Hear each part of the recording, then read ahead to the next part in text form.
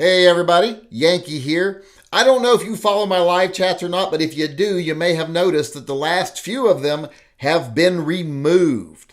YouTube struck them down, took them off the internet because I violated their new ridiculous anti-gun policy. Now, before I go into that though, I want to let everyone out there know, make no mistake, I believe private companies should be able to make their own rules. If YouTube wants to say no gun videos whatsoever, I'm okay with that. That's their right. If they want to say no cat videos, that's their right. They're a private company, and the government or I as an individual shouldn't be able to tell them how to run their company.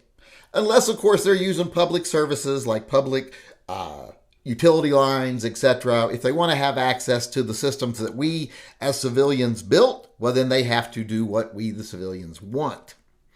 But that's kind of a different story here.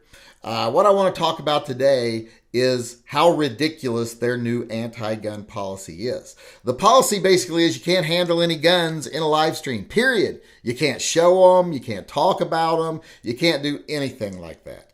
I have them in my background. I'm hoping that's not going to be a problem. I'm sure it will be soon, and they'll probably start giving me strikes for all those, and I'll definitely lose my ability to live stream. But as of right now, you just can't handle one. And I spoke to one of their representatives about why you can't handle a gun in a live stream, and you're not going to believe the ridiculous reason why you can't handle guns in live streams. They say, well, it's to prevent people from committing suicide live online. Well, you know what? They canceled my chats after they'd been up, and someone reported them, and then they went and reviewed them, because people report my chats all the time. They report my PayPal, they report my Patreon, they report my YouTube channel because they don't like me because I contradict their worldview. You know, they're a bunch of whiny little snowflakes that can't handle anybody that doesn't agree with them. But in this case, they reported me, they got them taken down, got me threatened with losing my streaming rights because of the new policy. But like I said, that's when they got taken down, after they were reported and reviewed. If I had committed suicide online, well, they probably would get taken down too. They wouldn't have been taken down preemptively. So this is another one of those cases where people on the far left, the moronic reasoning and false logic of the left is evident in this, because they think that the fact that you can't hold a gun online, and if you do, it'll get taken down later if they review it and see you held a gun, that's going to prevent people from committing suicide. How is that going to commit people from committing suicide? It's the same type of mentality that says, well, people won't commit murders if guns are illegal. You know, if you're going to kill yourself, you really don't care whether you're violating YouTube's policy and whether the video gets taken down later. The fact that you were able to do it live and people are going to capture that and share it everywhere is what you wanted. This policy is one of those ridiculous do-nothing policies that makes it sound like they're trying to do something for the safety of the people when they're really just trying to further the anti-gun agenda of trying to take guns out of the view of American citizens, take it out of, their consciousness so they don't even think about guns. They don't want guns to be a normal thing. And whenever they can use it's a safety thing to take guns out of view so people don't think about them and don't think about their rights, they do it. Like I said, under the guise of protecting someone. No, not showing guns in live chats would not stop anyone from harming themselves in a live video, because I don't think they care about what YouTube's policies are. And if it gets taken down later, because they know, like I said, it's already going to be captured for prosperity's sake or whatever sake, after they've already done it. Doesn't matter how many people report it and get it taken down. Even if it's up for a minute, it's out there. So this policy is actually nothing about safety, because there's no logical way you could make a connection saying that this makes anyone safer. It's like people who say, we got to protect people who have depression or any type of mental illness by taking their rights away from them. As a mental health professional, that does nothing.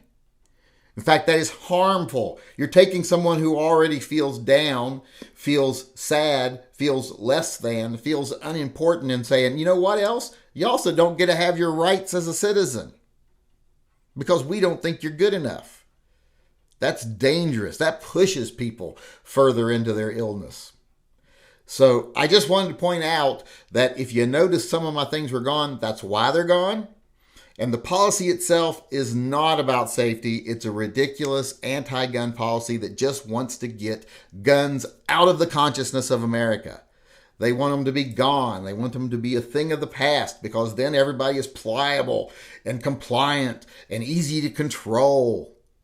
So the left and the right can just keep feeding everybody far right and far left propaganda, keep them divided. No one ever comes together. No one has the ability to defend themselves if they did come together. They have no way to fight back. That's the goal of these rules. It has nothing to do with safety. And like I said, though, they're a private company. They can do what they want. Although I don't think they should have freedom from liability. If you're going to edit and tell people what they can do, you're a publisher. And you should have the same liabilities a publisher has. So I firmly believe in taking the liability protections away from internet providers or internet services, because if they're going to control what's on their programs and what's on their platform, well, then they have responsibility for their platforms. So like I said, I would never say a private industry has to do anything like that, because I believe in their own freedoms. But I also believe that they should be responsible for the things they do. And like I said earlier, I think they should have to answer to the people if they continue to want us to build the infrastructure with our tax dollars that they then use to make lots of money. They should have to meet our demands for using that infrastructure. So like I said, if you notice my things are gone, that's why they're gone. I haven't lost my streaming abilities yet, but we'll see, because I know someone's going to report me every day. But like I said, nothing to do with safety. This is all about getting rid of guns, and it's just ridiculous. Hey everyone, Yankee here. In my videos, we often cover some complicated subjects with a lot of gray area. So if you would like to further discuss anything said in my videos, please join us in one of my live chats. Live chats are held most days at 6 p.m. Pacific time, except for Monday and Wednesday when they are at 5 p.m. Pacific. There is a clickable link to the live chats in the upper right-hand corner of this video. If you disagree with anything I've said in a video, feel free to participate in Spank the Yank. You can come on the live discussion panel and let me know face-to-face how I was wrong.